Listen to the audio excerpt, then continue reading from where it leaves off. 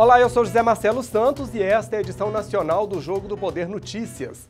A cada semana, a situação da política e da economia no Brasil parece cada vez mais complicada. Além de tensão nas relações entre o Palácio do Planalto e o Congresso, há o avanço das investigações na Petrobras. E ainda tem o agravamento da crise econômica na China, que fez acender mais uma luz amarela na economia brasileira. Para tentar equilibrar as contas públicas, a presidente Dilma Rousseff anunciou redução na quantidade de ministérios. Mas vai adiantar? Esses são alguns dos assuntos do programa desta noite. E o meu convidado é o vice-líder do governo na Câmara e ex-ministro do Esporte, Orlando Silva. Deputado, boa noite, obrigado pela entrevista, bom te receber aqui.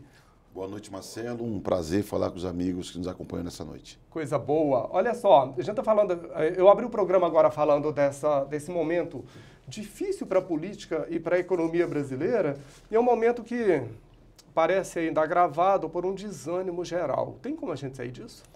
Eu creio que sim. Eu creio que o Brasil vive uma dificuldade que não é única do Brasil. Há uma crise que se arrasta já há 7, 8 anos no mundo inteiro. Uma crise econômica que é a maior crise desde o crash de 1929. Portanto, é uma crise de muita profundidade, que já chegou nos Estados Unidos, na Europa. E nessa última fase atinge os chamados BRICS, que é aquele grupo de países do qual o Brasil faz parte, que inclui a Rússia, a China, a Índia e a África do Sul. Que era quem estava segurando o crescimento. Segurava. A Índia está um pouco melhor do que os demais países, por peculiaridades características próprias da economia chinesa. Mas os demais países vivem um momento de muita dificuldade. Portanto, eu considero que essa crise tem um impacto poderoso sobre o nosso país, mas o Brasil tem que ser criativo. Nós temos que, o governo, a partir do governo federal, adotar medidas de contenção dessa crise e, sobretudo, pensar uma agenda para a retomada do crescimento.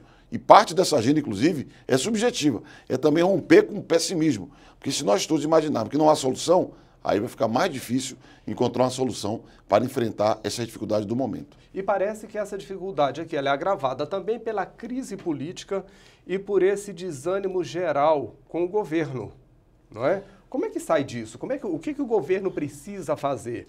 Porque o governo está muito fragilizado nesse momento. Como é que ele vai enfrentar, além de uma crise financeira, de uma crise econômica, uma relação difícil com o Congresso, como é que ele vai conseguir implementar uma agenda positiva quando todas as relações dele estão desgastadas? Olha, a minha avó dizia uma frase que era assim: em casa que falta pão, todo mundo briga e ninguém tem razão. Eu lembro da minha avó para dizer o seguinte: o problema da economia é um problema central. Por isso que eu considero que a presidenta Dilma e seus ministros, seu governo, tem que ter iniciativas de uma agenda nacional para retomar o crescimento econômico. Por quê? Sem crescimento econômico, você pode diminuir o nível de emprego. Diminuindo o nível de emprego, aumentam as tensões sociais e aumenta a crise política. Então, esse foco do governo na retomada do crescimento econômico é muito importante, inclusive avaliando temas. Eu, por exemplo, tenho dúvidas sobre a política monetária. O crescimento permanente das taxas de juros tem tido impacto para inibir a atividade econômica. Então, eu considero que enfrentar a agenda da retomada do crescimento econômico é o tema central para que nós possamos ter uma saída, inclusive para a crise política, sob pena de nós, no Congresso, por exemplo, ficarmos enxugando gelo. Só para trocar em miúdos para o telespectador, isso que você está falando do aumento da taxa de juros, é que se aumenta a taxa de juros, o empréstimo fica mais caro. Se o empréstimo fica mais caro, a indústria não pega o dinheiro emprestado para produzir mais. E se você não tem a indústria o acesso agindo, ao crédito para o consumidor, a economia trava, é isso? Eu venho do estado de São Paulo, por exemplo. A queda na atividade industrial em São Paulo, e São Paulo é cerca de 40% da indústria do Brasil, houve uma queda no último ano de perto de 7% na atividade industrial. Isso é muito. O nível de emprego caiu de modo muito significativo. Então, eu considero que ou nós enfrentamos a questão da crise econômica e retomamos o crescimento econômico, garantimos o emprego, ou nós teremos mais dificuldade de sair da crise política. E do ponto de vista da atividade política, só diálogo e participação que pode dar um horizonte. E diálogo e participação diz respeito não apenas ao Congresso Nacional, mas um diálogo com a sociedade brasileira. A retomada do ambiente de confiança, inclusive para investimentos, exigirá do governo mais diálogo com os setores produtivos. Mas o governo nunca foi bom nisso. Eu creio que é necessário Ou superar pelo os menos limites. este governo da presidente Dilma Rousseff nunca foi bom em diálogo. nem com o Congresso Nacional, muito menos com a sociedade. Ela se fechou por muito tempo. Mas o momento de crise é um momento que todo mundo deve se superar, inclusive o governo. O governo está disposto? Eu tenho convicção que sim. Eu tive o privilégio de participar de alguns encontros com a presidenta Dilma no último mês, uns 4, 5 encontros, e percebi nitidamente a disposição dela, a disposição da presidenta do diálogo para a construção da agenda econômica, para a construção de uma agenda política de entendimento no país. Portanto, eu creio que não só a presidenta, mas todo o governo deve dialogar com a sociedade e com o Congresso Nacional. Então, deixa eu refazer minha pergunta. Se tivesse havido diálogo em momentos anteriores, a situação hoje poderia ser diferente? Eu creio que conversar sempre é importante na política. Se conversou menos, e o que eu ouço no Congresso Nacional é que houve pouca conversa no período anterior, se conversou menos, houve um erro. É necessário nós conversarmos mais. O Brasil é um país muito grande, muito complexo. O mundo vive um momento muito peculiar. Portanto, eu considero que é necessário que nós conversemos mais.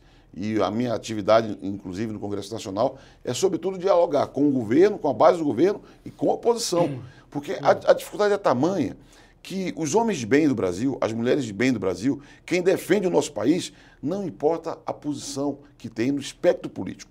Tem que buscar um entendimento a favor do Brasil. É isso que eu vejo, inclusive, em alguns interlocutores. Eu observo, por exemplo, o governador Geraldo Alckmin, que tem as suas posições políticas, partidárias, mas que procura preservar determinados conceitos, temas da vida nacional. Então, a hora é de entendimento a favor do país. Isso é postura responsável, não é? Eu tenho convicção que sim. E tem muita gente, eu dei um exemplo concreto, mas há outros parlamentares, outras lideranças políticas e empresariais que compreenderam que o momento é muito grave e que é necessário construir entendimentos. E entendimento com o Congresso Nacional tem sido cada vez mais difícil, ou pelo menos parece cada vez mais difícil. Há quem diga que o governo sequer tem base aliada hoje no Congresso. O senhor, como vice-líder do governo, como é que lida com isso? Como é que tem sido o seu cotidiano nas relações com seus colegas parlamentares, na defesa dos interesses do governo? Olha, eu creio que nós temos que medir a expressão da base do governo no Congresso Nacional em função dos temas centrais. Qual foi o tema central do Parlamento Brasileiro no primeiro semestre? A meu juízo, o tema central foi o ajuste fiscal, que era um pressuposto para a retomada do crescimento. Eu te pergunto, qual foi a conduta do Congresso? O Congresso se comportou de modo adequado. Votou o ajuste, fazendo modificações, o que é da regra do jogo. Não necessariamente o governo está 100%... modificações que aumentaram gastos públicos. O governo não necessariamente está 100% correto em todas as suas posições. E nas propostas apresentadas para o ajuste da economia, o Congresso esteve correto, esteve apoiando essas medidas. Um outro tema diz respeito a gastos públicos, as chamadas pautas-bomba. Aqui há, na minha opinião, erros graves, até irresponsabilidades na conduta de algumas lideranças. Mas esse tema nós temos procurado enfrentar.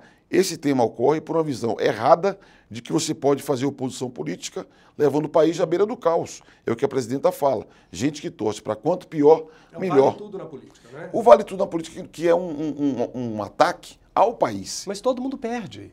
Todo mundo perde. Por isso que eu creio que essa postura, no último período, já há, inclusive, um ambiente um pouco diferente. Eu sinto que há uma reversão do ambiente político, né? Ainda não estamos plenos na retomada das melhores relações políticas, mas há nitidamente uma melhora no ambiente geral. As últimas semanas, elas são significativas nesse sentido. Está ficando mais calmo, é isso? Eu diria que o ambiente está mais produtivo, né? O diálogo entre líderes de... Ou deu medo geral em todo mundo? Talvez a consciência seja mais plena. Inclusive, agentes econômicos têm interagido mais com o Congresso. Isso é muito importante, porque o Congresso tem que sentir os humores das ruas populares, tem que sentir também os humores da economia, que tem o seu valor na construção de um país como o Brasil. Esse é o deputado Orlando Silva, com quem eu continuo a minha conversa daqui a pouquinho, logo depois do intervalo comercial. Não saia daí.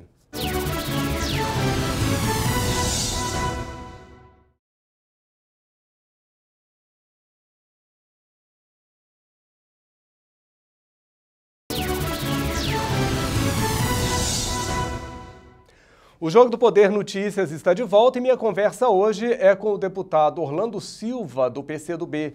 Ele é vice-líder do governo na Câmara. E eu quero começar este bloco com o resumo de um dos principais assuntos da semana. O governo vai reduzir o número de ministérios para tentar cortar gastos da máquina pública. O anúncio saiu logo depois da reunião de coordenação política da presidente Dilma Rousseff com os ministros do núcleo duro do governo. Nos 39 ministérios do governo Dilma, 10 são secretarias especiais com status de ministério. E essa posição na hierarquia do Poder Executivo garante mais autonomia, recursos e cargos à pasta, o que encarece a administração pública. Os ministros também ganham mais e têm direito a uma série de regalias, como viajar no avião da Força Aérea, ter motorista e auxílio moradia, entre outros benefícios que custam caro ao país. E são justamente essas secretarias especiais, como igualdade racial, das mulheres, das micro e pequenas empresas, portos e pescas, que devem ser incorporadas a outros ministérios. Deputado, esse corte que o governo anunciou, essa redução no número de ministérios, é uma tentativa de dar uma resposta para a sociedade dizendo que o governo está agindo, ou realmente há muito tempo a gente já poderia ter feito isso? Observe, é uma resposta concreta, um gesto que a presidenta Dilma faz no sentido de demonstrar o profundo compromisso que ela tem com o ajuste na economia brasileira, inclusive um ajuste nas contas públicas, porque as contas públicas viveram, em função da crise, uma deterioração muito grande. Então, eu considero que tem um valor simbólico. O impacto fiscal, evidentemente, é um impacto limitado, porque nós falamos do Brasil, da 7ª economia do planeta. Então, você mexer numa estrutura nesse patamar, eu tenho certeza que vai ser um impacto fiscal restrito, pequeno, mas vale como gesto, como fator de motivação. É aquela história, não dá para você exigir que uma empresa aperte o cinto se a própria empresa não vê que o governo está apertando o cinto. Não dá para exigir que uma família compreenda as dificuldades da economia e refaça suas contas se o governo também não refaz as suas contas. Então, eu considero que é uma medida que ela tem um simbolismo muito forte, é uma mensagem muito forte que a presidenta quer dar do ponto de vista fiscal, apesar do impacto limitado, a meu juízo. E, por outro lado, aí sim pode ter um saldo maior, é a busca de maior eficiência. Isso no governo, quando você diminui as caixinhas, né, os departamentos na administração, você produz sinergias. Então, eu imagino que você tem, sobretudo no campo da infraestrutura, eu tenho uma expectativa que no campo da infraestrutura, a diminuição de ministérios produza mais sinergia, mais eficiência na atividade do governo. Sem prejuízo para projetos sociais como no combate à discriminação, nas causas raciais, na política para mulheres. O senhor acredita que não vai haver prejuízo nisso, caso essas pastas sejam extintas? Por exemplo, considero que a presidenta, se puder, não deveria mexer nessas secretarias especiais que têm status de ministério, que trata de temas que são caros à cidadania brasileira, sobretudo porque são dívidas históricas que o Brasil possui.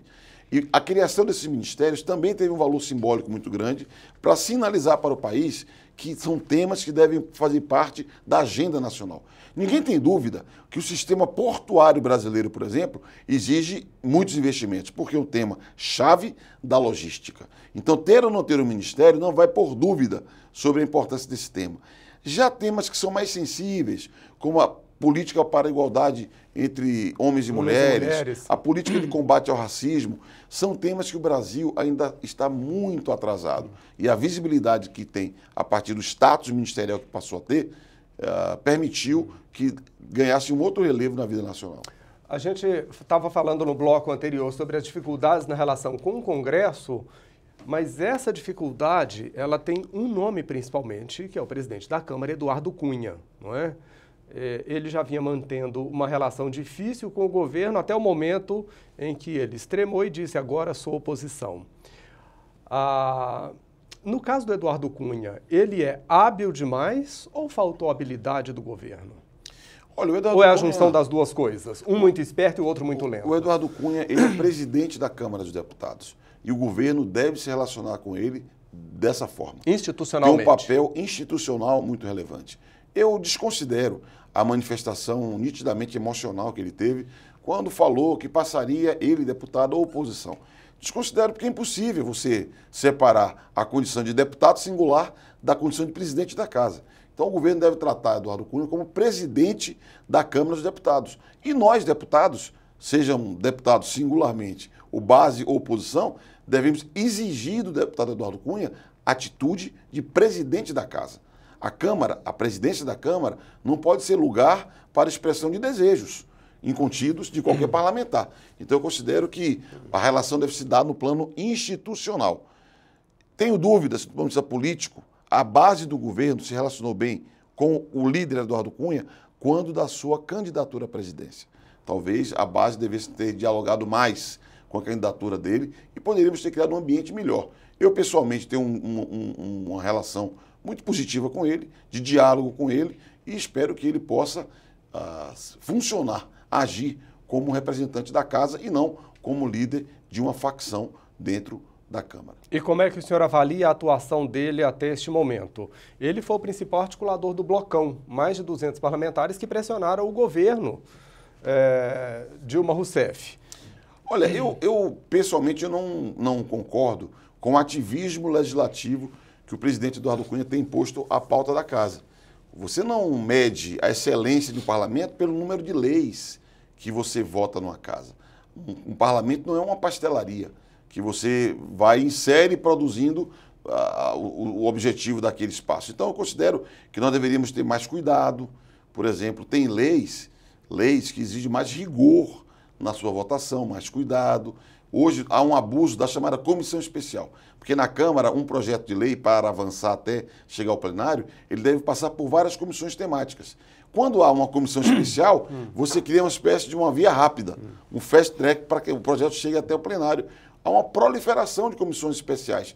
Isso não é bom, porque isso afeta a dinâmica regular do parlamento. Então, esse ativismo esvazia o trabalho das comissões que deveriam fazer isso. É um espaço privilegiadíssimo.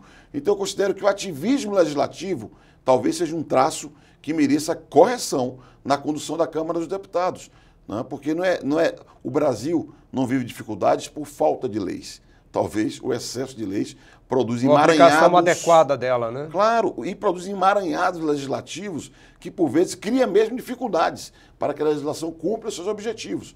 Então, eu considero que esse ativismo que o nosso presidente Eduardo Cunha pautou a casa é uma atitude, na minha opinião, equivocada.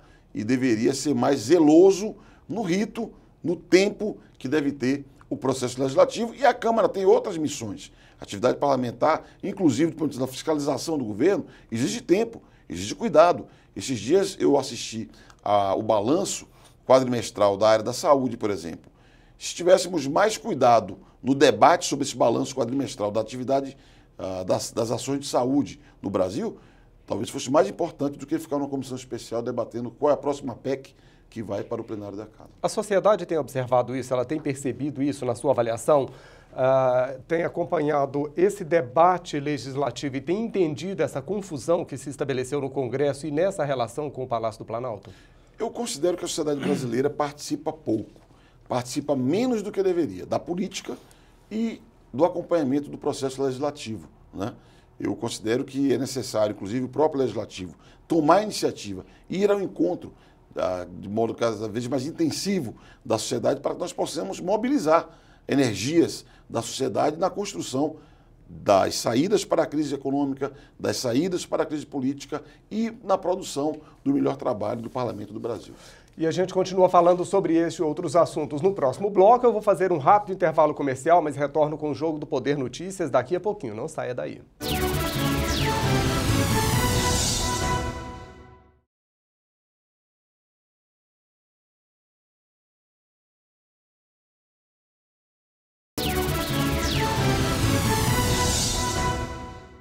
O Jogo do Poder Notícias está de volta e a minha conversa hoje é com o deputado Orlando Silva, do PCdoB, vice-líder do governo na Câmara. E vamos ao resumo de um dos principais assuntos da semana.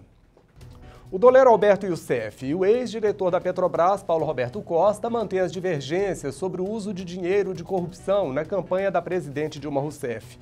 Eles participaram de uma cariação na CPI da Petrobras e ficaram frente a frente pela segunda vez. Os dois foram presos na Operação Lava Jato e condenados por participar de um esquema de corrupção na estatal. A expectativa desse confronto era esclarecer contradições nas delações premiadas feitas à Justiça.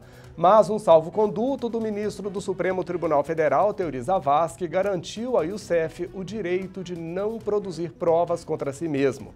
E na maior parte do tempo, ele preferiu não responder às perguntas dos deputados.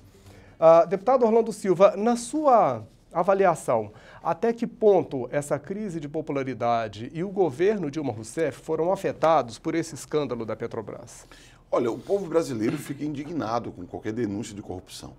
Então, o caso da Petrobras, que ganhou as páginas dos jornais, ganhou uma dimensão objetiva, porque as delações que foram feitas demonstram erros gravíssimos, né, na conduta daquela empresa. Isso produziu um estresse e uma indignação muito forte e respinga no governo. Não tem como nós rejeitarmos um fato, porque a associação entre a ação do governo e corrupção se dá, né? É discutível se é correto que isso aconteça, mas o fato é que se dá, né? Você teve um esquema de corrupção e que está sendo desvendado pelo Ministério Público, pelo Judiciário, lá pelo juiz Sérgio Moro, que aqui comanda essas investigações. Então, eu considero que o Brasil vive um momento importante, porque a corrupção não começou no governo do PT. Já existia, historicamente, muitas denúncias de corrupção no Brasil que não eram apuradas. Então, diferentemente da maioria que acha que fica triste, eu observo com atenção, porque revela um amadurecimento das instituições do Brasil. Você tem uma denúncia que é apurada, você tem gente de muita importância no país que é punida, né? Então, você está enfrentando a impunidade, que talvez era o fator de mais desalento para a sociedade brasileira. Então, se é um problema, e é um problema, de fato, essas denúncias, há um outro aspecto importante, que é a demonstração da força do Brasil. O Brasil é maior do que tudo isso. Lá no início das investigações, a presidente Dilma Rousseff chegou a dizer que tudo seria investigado e que o Brasil seria passado a limpo. Seria um outro Brasil depois desse escândalo. O senhor concorda com ela?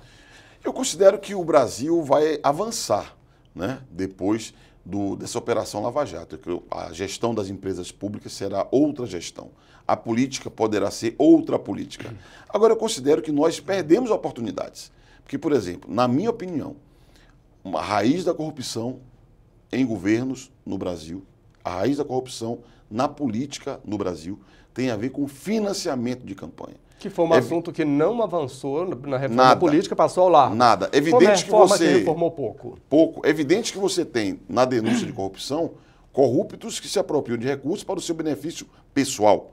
Mas me parece evidente que há muita movimentação irregular de recursos para nutrir campanhas eleitorais. O senhor estava dizendo que a corrupção não começou com o governo do PT, que começou muito antes, não é? Mas o que eu tenho escutado de pessoas que historicamente não votaram no PT, mas em algum momento acreditaram, e elas chegam e dizem, Marcelo, o PT não tinha o direito, não é?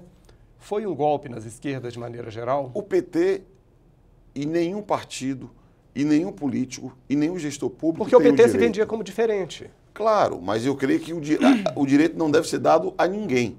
Evidentemente que o discurso que historicamente o PT fez, que era muito frontalmente crítico a condutas antiéticas na política, isso produziu, eu diria assim, uma ressaca maior, sobretudo na base social do PT, não só naqueles que aderiram pontualmente, mas na sua própria base social tem um sentimento de frustração muito grande. Mas a ninguém pode ser permitido o direito. E volto a falar para ti, a raiz da corrupção na política tem a ver com financiamento eleitoral. E, infelizmente, o Congresso está às vésperas de concluir a reforma política, porque falta o Senado votar, e a reforma não vai passar de mexidas no sistema eleitoral e não enfrentou o problema do financiamento de campanha.